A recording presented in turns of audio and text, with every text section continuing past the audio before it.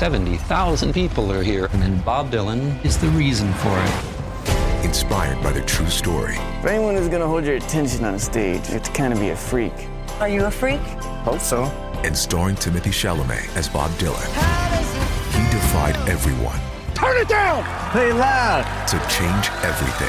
Make some noise, BD. Timothée Chalamet, Edward Norton, Elle Fanning, Monica Barbaro. A complete unknown. Only in theaters Christmas Day. Rated R. Under 17, not admitted without parent. This episode is brought to you by Amazon Prime. There's nothing sweeter than baking cookies during the holidays. With Prime, I get all my ingredients delivered right to my door, fast and free, no last-minute store trips needed. And of course, I blast my favorite holiday playlist on Amazon Music. It's the ultimate soundtrack for creating unforgettable memories. From streaming to shopping, it's on Prime. Visit Amazon.com/Prime to get more out of whatever you're into.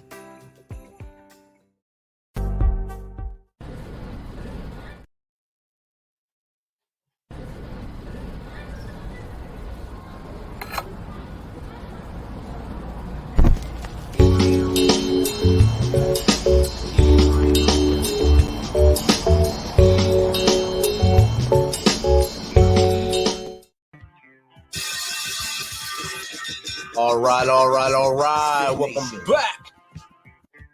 If you're a veteran and you're struggling or feel like you are leading a path towards the darkness, stop and think about those who are around you. Think about how they truly value you, how they will miss you. You are not alone. You need to talk to someone. Someone will listen to you. If you feel like you'll be a burden to someone, or you don't feel like you should put that weight on your inner circle, call the hotline at 988 and take option 1. Don't make a permanent solution to a temporary problem. If you're a new listener, thanks for joining us. Please subscribe to our show on your favorite podcast apps. And don't forget to subscribe to our YouTube channel at _MisFitNation. It's _MisFitNation. This will keep you up to date with our latest news, episodes, and of course, our great guests. All right, our next guest has played country music since he was 9 years old. He learned the value of hard work early on from his parents and built a promising career in the oil fields of West Texas. He spent 19 years in this field before trading in his hard hat for the pursuit of his dream of playing Texas country music. So without further ado, let's welcome Scott Hayley to the Misfit Nation.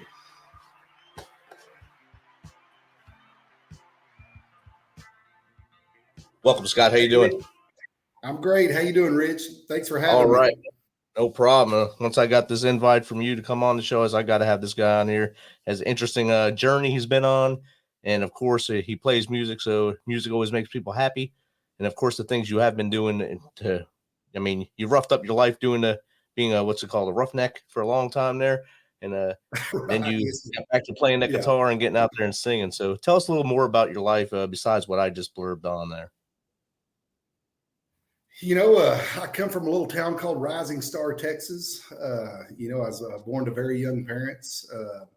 Mother was 14, dad was 15. And, I appreciate, what you said, right there at the beginning of the show.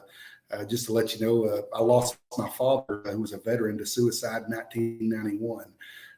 Thank you for what you guys do. And that's a cause that I stand firmly for, is combating veteran suicide. But I grew up, great parents. Dad done a great job raising me. He's a Baptist deacon, farm and ranching community. Ended up going to the oil fields when I was 19 years old and built a wonderful career. Ended up in directional drilling. And, at nearly 40 years old, I decided, enough of that, let's go play music. That is a terrible age to start playing music. I'm sure it is. And the competition is a lot tougher when you're not a short, young, tight jeans wearing guy or gal and being on the stage. Yeah, and man, I'm just too fat to fit in those skinny jeans, so it just ain't gonna work out, I'm with you on that one. It's hard to even get one leg in them. I ain't get a cankle in them. Cankle, outstanding. Now I was reading on your influences. It said Billy Ray Cyrus and Sammy Hagar, that's a big cross right there. Them two, Billy Ray, of course, he's kind of a country rocker, and then Sammy Hagar, of course, Van Halen fame and Cabo Wabo Tequila. He's a hardcore rocker. So I guess that was some of the stuff your Right. parents were listening to as you were growing up. Well, we were really, when I was very young, and a little Walkman cassette player, around 1988, 1989. And, but, I didn't have any tapes. So my aunt, she had given me a Sammy Hagar tape, and I didn't know anything about music, but I know when I put it in, it felt good on my ears, and so I listened to that. Well, then, around 1992, 1993 was when the achy breaky craze started up, and Billy Ray Cyrus. And I tell you what, it was a completely different time. I'd stay right there by the radio, right there, the speaker, waiting for Billy Ray Cyrus to come on the radio, that with achy breaky heart. And, wore it out. Well, my first concert, I was 9 years old. I said, we were pretty poor. And, my parents, I was 9 years old, and we went to Six Flags Over Texas in Arlington. And they bought me a ticket on the 6th row at Billy Ray Cyrus. And my parents and my younger brother and sister sat in the very back. But that was my first experience of ever being to a music concert was Billy Ray Cyrus at 9 years old, Six Flags Over Texas. That's amazing, and it's a great memory to have that your parents were able to work their tails off to take you and your siblings and also get you into Billy Ray, and so you can sing along to Achy Breaky Heart while he was singing it. Yeah, it's something I'll never forget. Music. My music taste has definitely evolved since then. We went into the grunge era, and then Metallica, and then 90s country. It fit very well with that music. So that's kind of all the inspiration in a nutshell. And 90s country kind of is it's night and day to what we have now. It evolved very differently than it was back then. Yeah. One of my best friends, mentors, is a guy you probably heard of him. He was a 90s star, a guy by the name of Doug Supernall. So Doug had actually, encouraged me and almost nearly talked me into chasing my own music dream. And what Doug always said was, there ain't nothing wrong with country music today. They just played it on the wrong radio station. Exactly. Same thing now too. I mean, most of it, what you hear now is kind of blended in with the pop market, so you get more listeners, I'm guessing, and more money that way. So you do what you got to do to make yourself the bigger star, and you just got to love what you do every day. And I'm sure you love what you do every day. Tell the audience a little bit about where you just came from and how that experience opened your eyes to the world. Man, I've been everywhere. But, the last 8 months, I have seen more of Europe than the United States. I've been drilling wells, playing music. What brought this all about is I had back in December, I'd caught COVID, and I had a flare, or a bad combination with an arthritic gout flare up. And it made me really sick, and it actually spread up into my hips. I'd spent some time in the hospital, but I lost my ability to sing. So, with no singing, I'm going to go drill wells. And so, with Russia's invasion of Ukraine, there's a strong chokehold on the rest of Europe right now as far as getting natural gas. And with winter coming on, they're kind of freaking out. But there was an opportunity to go drill wells in northern Romania. Directional wells. And so that was what brought me to Europe. And we went over there. We drilled a very successful directional well. And, I had some promoters reach out to me about actually playing shows there. And so I got in the shower and checked and see if my voice was back. And, it sounded good in the shower. So it's got to sound good on stage. So said, yeah, we'll do it. Well, I'm going to tell you, I went on the hardest, I think it probably amounts to about 4 or 5 months of actual touring, but the hardest, grueling tour I've ever went on. But it was so much fun. And it changed my outlook on the world. I seen some people that had major problems, problems that we think we have problems in America, but when you see Ukrainians pouring off a bus station or a train station in Warsaw with their most treasured, all the most treasured valuables that they could grab in whatever suitcases they could carry, that's when you start seeing problems. Kind of opens your eyes to things right there. Yeah. Yeah. And, we played several benefits, for the refugees and I saw a lot of goodness in people, I'll tell you the Polish people, they don't get enough credit. These Ukrainians, for one, every hotel, whether it be 2-star or 5-star, every one of them, Ukrainian refugees, you're welcome here. These Ukrainians, the fighting age Ukrainians are bringing their children over, handing them to these Polish people. None of them know each other. The Polish are taking their kids with welcoming arms, saying, yes, we'll take them in our home. And then the parents are going back to Ukraine and fighting.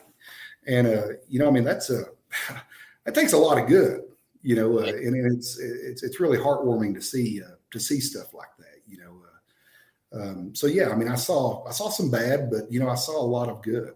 And it's something that I'll never forget. It definitely takes a lot of good on the part of the Polish people to just take those children, and a lot of trust on the part of the Ukrainians for, hey, take my kid. I'm going back to fight for my country. I'll be back hopefully at some point.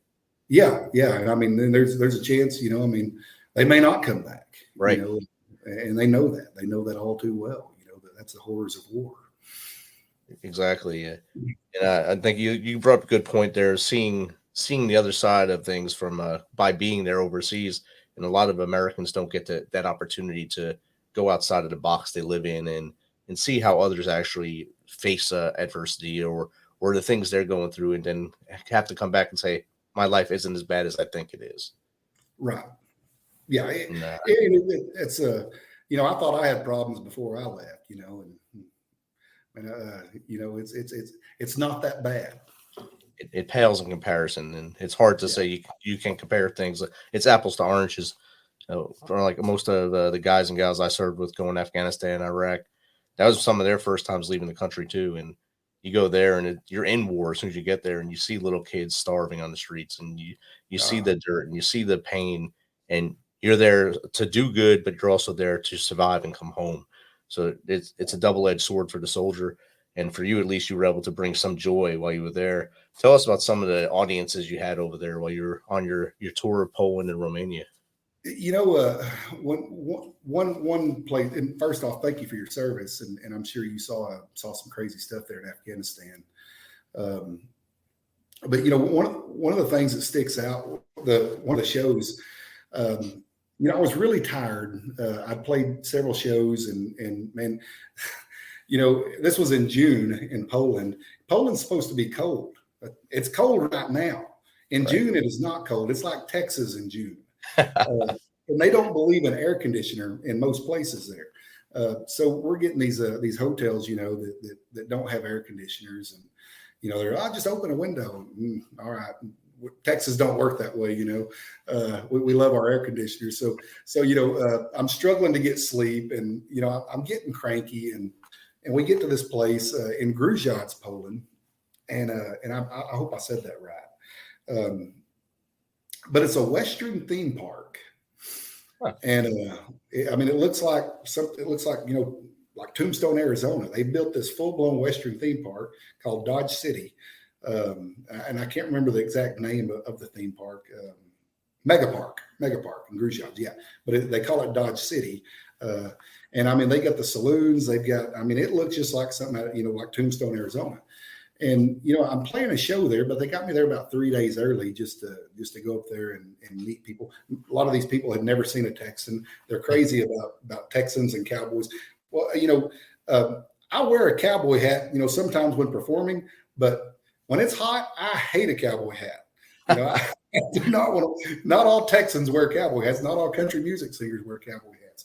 Well, they were absolutely adamant that I wear the full gear, the cowboy hat, let people take pictures and all that. And I was a little annoyed, and there was a bunch of kids that come in, and I'm wearing my $800 Best American Hat Company hat, that I'm really proud of. And, there's all these kids and, they're coming up and because they're bringing all these kids on field trips and, all these kids are coming up. They're like, hey, yeah, maybe. And they're reaching for my hat. And well, they were all Ukrainian kids. I mean, nearly every one of them were Ukrainian kids. And they've got, one or two teachers, or I don't know if I couldn't understand the language. So I don't know if they were teachers, if they were chaperones. I don't know. But I mean, there may have been, 20 in some group, 50 or 60 in another group. Well, they all converged and wanted my hat. Oh, wow. And so seeing all these kids, I pulled my hat off and let them all take pictures in my hat. And, but seeing the look on these kids' face, they'd never seen a cowboy hat. They'd only seen it in movies.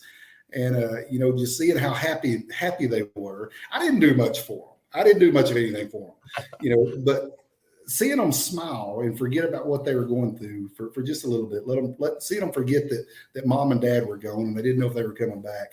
That really did my heart a lot of good. And, and that's something I'll never forget. It was just being able to create smiles, in some of those shows we did, people, music. I'm a firm believer that music is God's language to the heart. And that only validated that point because none of them people, as bad as I couldn't understand them, they really couldn't understand me. Even if they know English, they didn't understand Texan. But yeah, so, they didn't understand the words. They just knew that it was music. They liked it and it made them happy. And so it's something that I was really proud to do. That's outstanding. And like you said, it helps them. It gives them that escape from their actual reality that they're going through right now. And music does bring happiness and joy to many people, no matter what genre of music you listen to. Like you said before, when you put the headphones on, you listen to Sammy Hagar, you just liked how it felt on your ears and you stayed with it. They do the same thing. Now they're probably running around. They made T-shirts probably for you. They probably drew it on their little white T-shirts. Now they have the Scott Hayley shirts that they walk around with, and maybe that picture of them with their hat on their desk or whatever now. Yeah, well, it was a funny thing. I got my hat back, and it looked like a sombrero when they got done with it. But it was cool because I took it back to America's Best Hat Company in Fort Worth, and they shaped it back up and fixed it all for me. Didn't even charge me anything. Great company.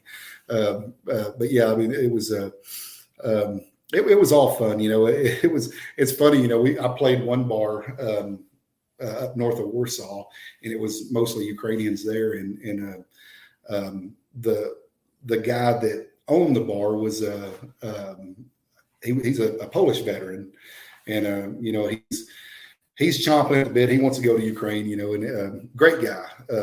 But yeah, he'd never had a concert at that bar, so he went and had plates made that had our picture on it, and I got a little coffee mug. I should have brought it here with me, but yeah, I've got a coffee mug that's got our picture on it.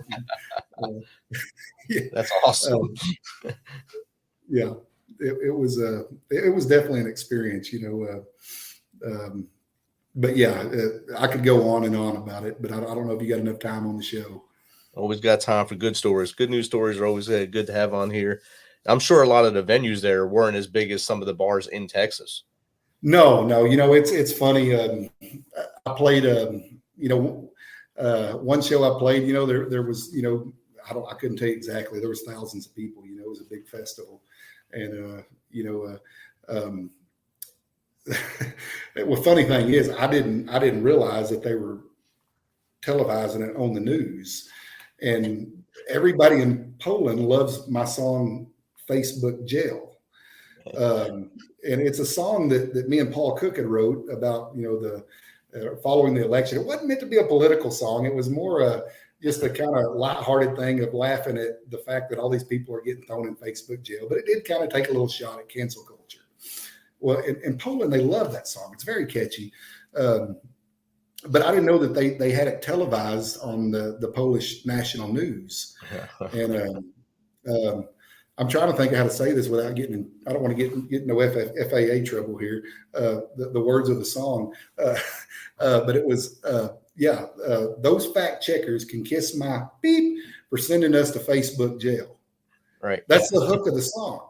So my first time ever on Polish national news in front of, It's the first thing to hear. I told the whole world to kiss my beep, but yeah. But some bars, I'd get there and there would be 20 people, 30 people. A lot of them were backyard parties, but these people, they were so generous. They insisted, I can drink beer all day long. I can drink beer and be just fine. You give me one shot of vodka, I'm a terrible person. and they look, they come over, they got this homemade vodka, and they're just like, here, Scott, drink vodka. I'm like, no. You don't want to give Scott vodka. Bring beer. But yes, it was, everybody there is family. But in a music, you can throw a rock in Texas, Nashville, same way Nashville, you can throw a rock in any direction, you're going to hit a music venue. There, you're going to show up, you're not going to know if they have sound. You may be just playing an acoustic guitar and trying to be loud enough, to where you can get over the commotion in the bar. It varied from place to place. It was definitely a different experience, but by far, if it didn't make me a better musician, it probably made me a more patient person. Probably it built your person, your humanity aspect was built while you were there. Yes. Yeah. So Scott, let's take a quick break here. Listen to a little Truth About Texas. Perfect.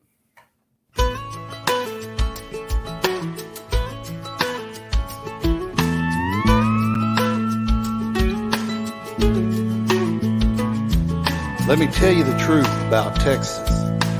Granddad used to say, I'd sit on his knee with his arm around me. He'd point out across the stage. There's history out there nobody can change. Boy, it belongs to you. Let me tell you the truth about Texas, son. She bleeds red, white, and blue. If you want to know the truth about Texas, it's everything you love. It's red in the dirt, white in the clouds, and the blue in the sky above. It's rivers that flow in the Alamo, pickups and Patron. If you want to know the truth about Texas, son, it's in your bones.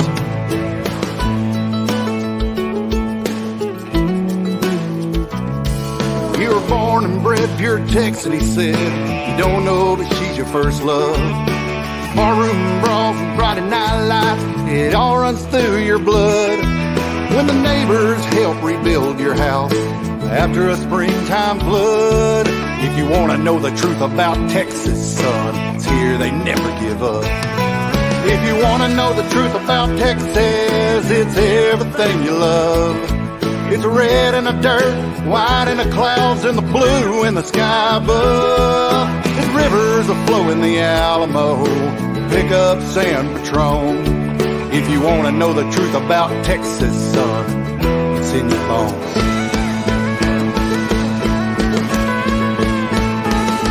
It's in a handshake, it's in a kiss, something that you say. The desert sands far from home, within the adobe clay. About working to live and living to work, flagging the farm in God's green earth. Want to know the truth about Texas, it's everything you love. It's red in the dirt, white in the clouds, and the blue in the sky above. It's rivers that flow in the Alamo, pickups and Patron. If you want to know the truth about Texas, son, feel it in your bones. Want to know the truth about Texas? Texas, son, it's what we call home.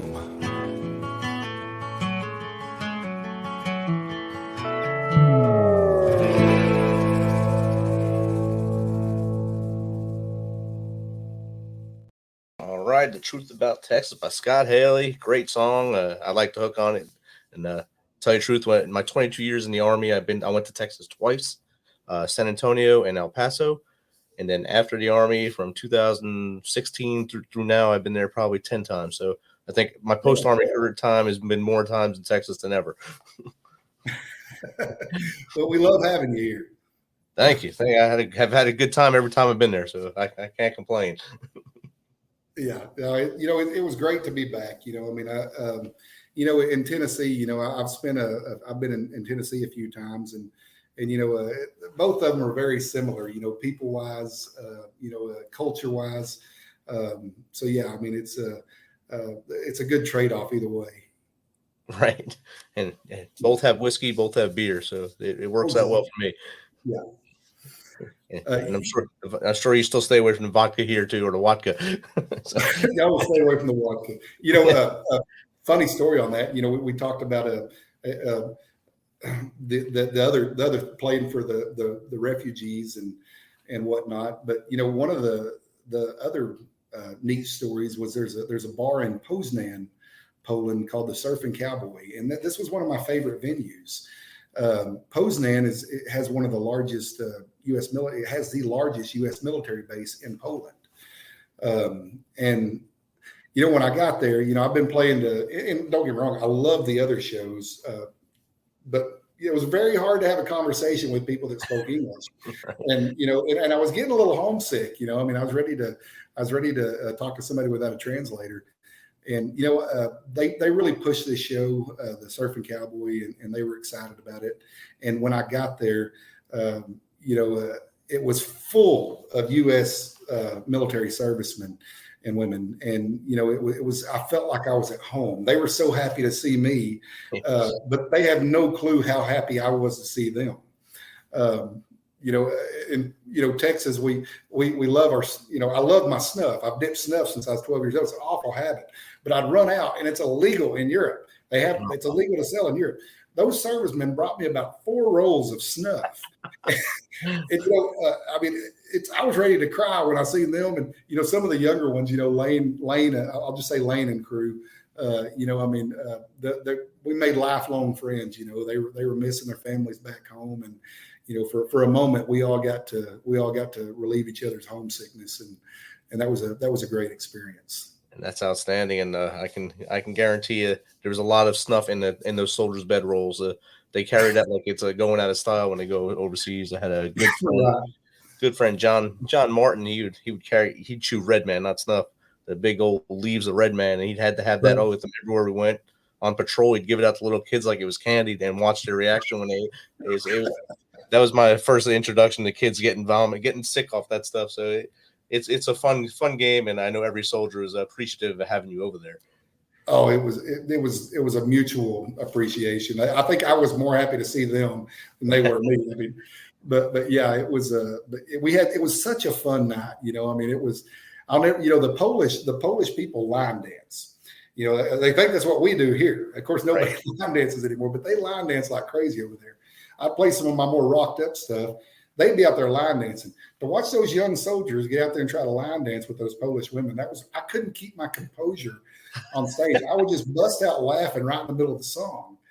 But they were giving it their best. It was one heck of a party. It was a lot of fun. It's two cultures crashing into each other thanks to the joy of music, like we talked earlier. It brings cultures together, and they don't have to understand it. They just feel it. Feel the beat. They need. Yeah, it was lots of fun. So, Scott, we talked about your journey. I mean, 19 years in the oil fields, and then now you've been on the other side of the oil field in music and back in oil fields when you went to Eastern Europe to help them with the directional drilling. What tips would you give someone that has a dream of being a musician like you? I mean, you started at 9 years old, wanted to be a country music star, and you put it on hold to start your career and all that because you knew that was the thing to do based on your upbringing. But then you also, in the back of your head, you still want to play. What tips would you give them to stay at their habit and stay at their dream and keep moving forward? And even these days it's harder. Back 30 years ago, if you had a talent, you go into a recording studio and show them what you had, and they push it, and somebody picks you up. So he says, "Yeah, I want that guy." Now it's a sorry, excuse me. It's a different time. It takes money. It takes a lot of money. The one thing that I would recommend against is ever letting somebody come in and sponsor or invest in you, because nobody's investing. Very rarely they're ever going to get that investment back. It does take a lot of money. If this is something you want to do, if it's something that you truly have a passion for, you need to understand that it's going to cost a lot of money. It's going to take you're going to catch a ton of heartache. You're going to find friends that get jealous of you as you find success. It's not an easy road, but it's not an unachievable road. I still have my good days and my bad days. But the most important thing, and I think the best decision that I ever made, was deciding to build my career and have a way to fund my dream. Because I played the game a little bit, just a little tad bit of letting people invest or sponsor. It always come back to bite me. They never had my best interest at heart. You're the talent, whether you're the songwriter or you're just a recording artist that's taking other people's song. You're the talent. It's your music, and you need to have full say. And the only way you're going to have full say over what you do, what you put out there, what you sing, how you act, what you wear, is to invest in yourself. There's no greater investment than what you invest in yourself, and that's the one thing that I can tell anybody. Invest in yourself. Ignore the haters. Keep your eyes forward. Keep your eye on the prize. And don't let anybody tell you can't do something. Outstanding. That's a great advice, and hope everyone heeds that wants to get into the business. Scott, how does someone get in contact with you and learn more about what you're doing, and maybe get to one of your shows someday? Yeah, so you can reach out to me on my website. Well, my website, www.scotthayley.com. Divining Point, they're my PR firm. I've also got. You can hit me up on social media. It's Scott Hayley, SCOTT HAYLEY. I'm there. I'm very responsive. Sometimes I'm a little slow to respond, but I'll always respond. So yeah, if you need anything, reach out to me, and we'll be glad to get an answer for you on whatever you're looking for. I'm just getting back. I haven't started booking any kind of tours yet. I just announced a New Year's show here at my hometown, Rising Star, Texas, on New Year's Eve. But we should start throwing out some show announcements coming shortly after that. Outstanding. Any new music coming out soon? Yeah. So actually, while I was in Europe, I released a song called "The Life I've Lived," which is a song that Paul Cook and I wrote about my life. And crazy enough, that song went to number 7 on the European country charts. Oh, wow. And that's just one song from a whole album we're fixing to release. We got some really good music fixing to come out. I've been working with a wonderful, amazing producer, a guy named John Dan McBride. He's been around music a long time, played with Pat Green. He's playing with Aaron Watson right now. And John Dan, he's got a great ear for how country music or red dirt music should be sounding, and what the listener wants to hear. So it's been great working with him. Paul Cook's been we've been tearing it up on writing songs. So I feel like these songs that we've got coming out, it's way better than what we put out in the past. And not that I say they were bad, but it's just it's kind of a new sound that I'm really looking forward to getting out there. Awesome. And with any career, as the longer you're in it, the better things sound, or the better things feel to you as you get more into the business. And you might have early fans that say your early stuff was best, and then your later fans will say this is the best. Just like Van Halen with Sammy Hagar, or without him, it's which Van Halen do you like? It's the same thing. Right. Yeah. Scott, this has been great chatting with you. Thanks for hanging out with the Misfit Nation today, and enjoy your time at home, and enjoy your family, and have a great Christmas. Thank you. And I hope you have a great Christmas, wonderful New Year. And thank you so much for having me. It's been a blast. No problem.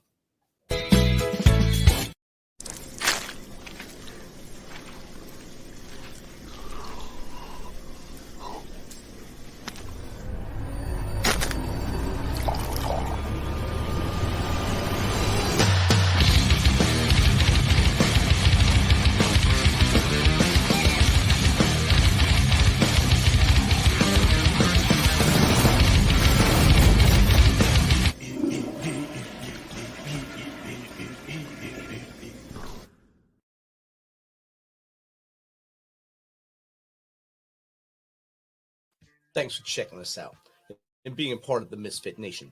Don't forget to visit our website at themisfitnation.com. That's themisfitnation.com to catch up on all of our episodes, and also to get some of that great Misfit Nation gear. As always, be humble, stay hungry, and keep hustling, because we are